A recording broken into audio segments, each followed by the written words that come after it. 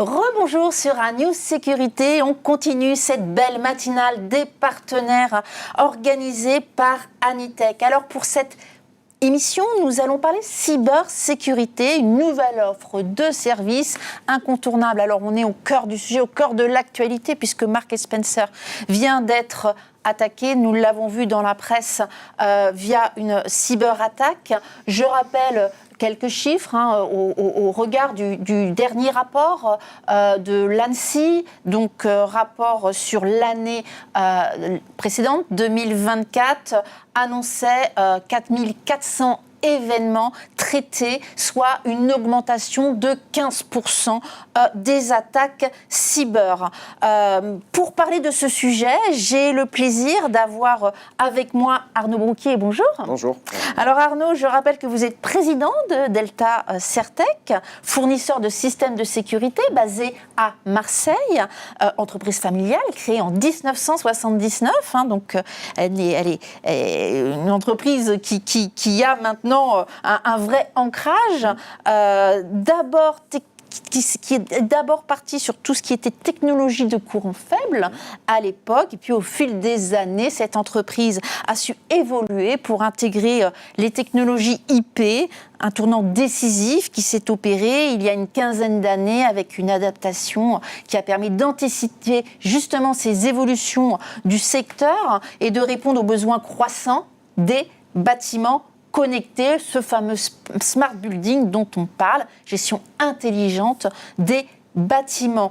On va montrer aussi au cours de cette émission comment aujourd'hui vous intégrez cette partie sécurité numérique qui est essentielle quand on parle de gestion intelligente des bâtiments. Et puis Cédric Alacon, bonjour. Alors, vous êtes directeur général de Serenicity, éditeur de solutions en matériel et logiciels souveraines adaptés aux organisations de toute taille. Exactement. Voilà, alors dans un premier temps, nous allons parler cybersécurité. Faut-il en avoir peur ? Faut-il en avoir peur ? Alors Cédric, vous qui travaillez au quotidien sur ce sujet, quel est l'état de risque et quels sont les types d'entreprises qui sont touchées? Alors, évidemment, aujourd'hui, la cybersécurité est un risque qui est, on va dire depuis une dizaine d'années, de plus en plus prégnant. Au même titre que l'intrusion, au même titre que l'incendie, ça devient un risque majeur, même au niveau des intégrateurs qui doivent assimiler dans le fonctionnement des installations actuellement. Les entreprises les plus touchées, j'ai envie de dire, l'argent n'a pas d'odeur. C'est un marché qui fait 8 000 milliards de dollars en 2023, la cybercriminalité, 9 000 milliards en 2024, estimé, et je rejoins les 15% délivrés par l'ANSSI. Ce qui fait que, in fine, partout où il y a une faille, le cyberattaquant s'introduit. Alors, quelles sont les failles, justement, les plus courantes ? Alors, les failles les plus courantes, évidemment, on a la partie technique et technologique, on en a bien parlé beaucoup ce matin, et effectivement, ça reste un sujet très important et prégnant au niveau des intégrateurs. Il y a aussi les failles humaines, on peut aussi en parler. Qui est, je crois, de l'ordre de 90% des... Alors 80%, on va dire ça comme ça, c'est une belle moyenne déjà. Et donc, effectivement, les failles humaines sont aussi un point important d'entrée au niveau des cyberattaques. Alors on le voit, je parlais de Marks & Spencer, on a vu les chiffres qui ont été annoncés via les médias. On sait que les conséquences peuvent être dramatiques, aussi bien au niveau financier que réputationnel. Effectivement. Et les conséquences sont peut-être de trois ordres. D'abord, il y a celle que tout le monde connaît, la partie rançongiciel. Je profite aussi pour dire que le département des Hauts-de-France, de mémoire, sont sous cyberattaque actuellement. Donc, soutien aux équipes. C'est la deuxième fois, d'ailleurs. Je crois qu'en 2023, ils avaient déjà été attaqués.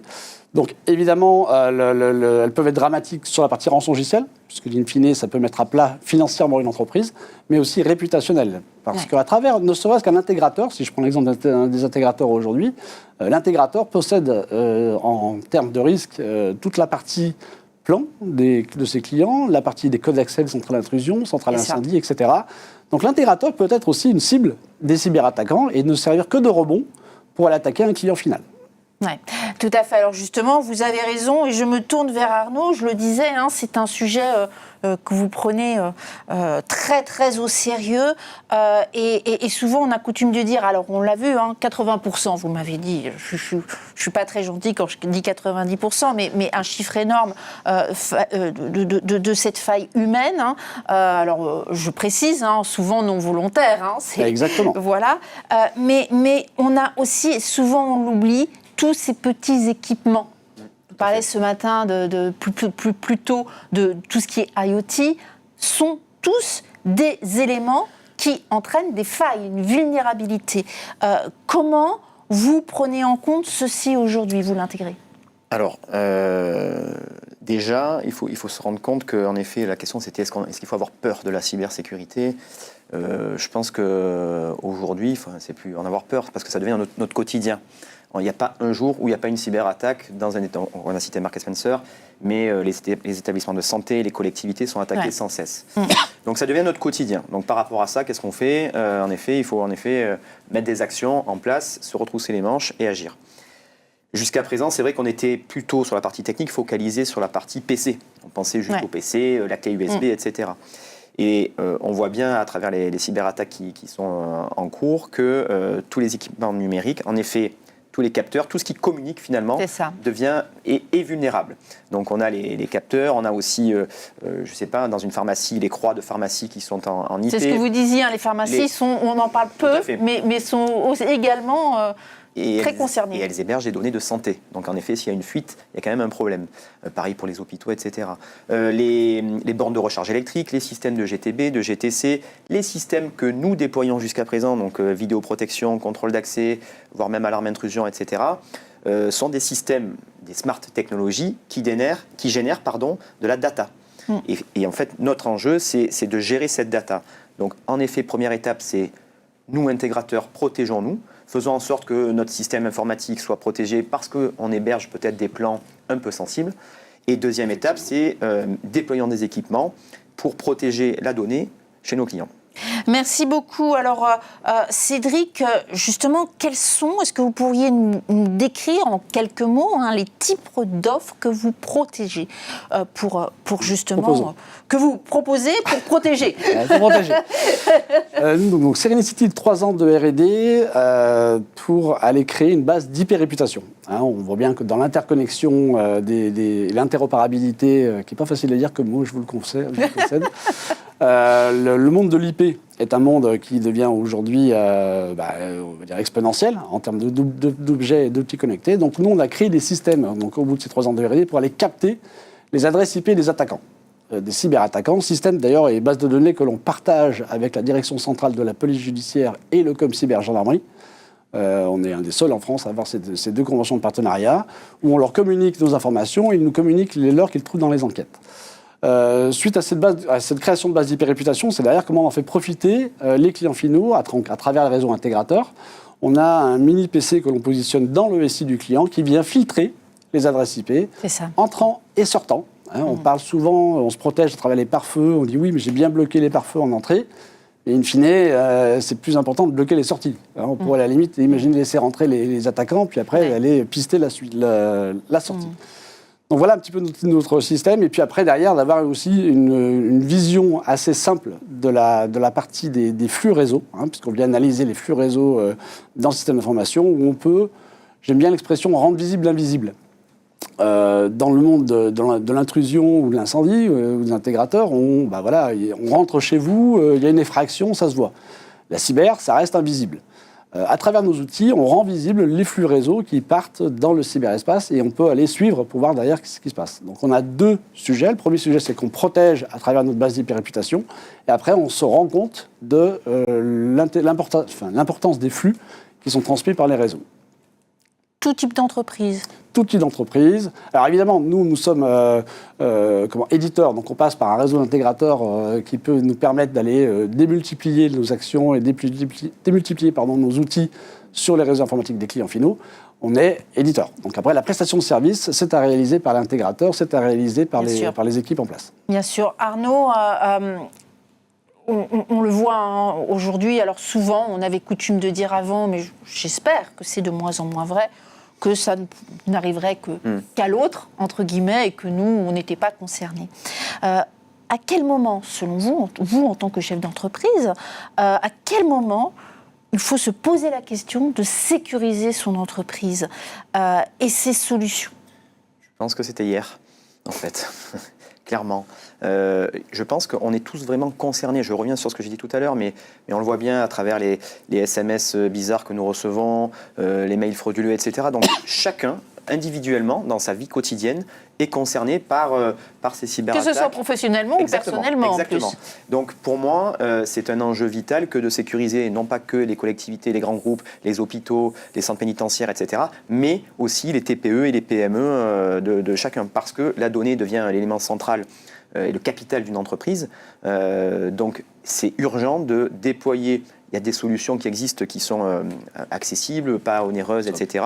Mais voilà, pour sécuriser la donnée, pour éviter qu'il y ait des attaques, pour analyser non pas juste le PC, mais l'ensemble de l'écosystème numérique de l'entreprise, et d'analyser aussi les flux. C'est important d'analyser les flux pour voir si les communications entre les équipements sont bien chiffrées, sont bien sécurisées. Voilà, donc pour moi, c'est urgent d'agir, et il y a des solutions aussi simples qui sont à déployer. Et le rôle, nous, de l'intégrateur, c'est un rôle neutre par rapport à des administrateurs réseau qui, eux, vont s'occuper vraiment de la partie du SI informatique. Nous, on arrive, on sécurise éventuellement les locaux, etc. Mais maintenant, il faut aussi sécuriser la partie données. Et on a ce rôle un peu neutre par rapport à un DSI.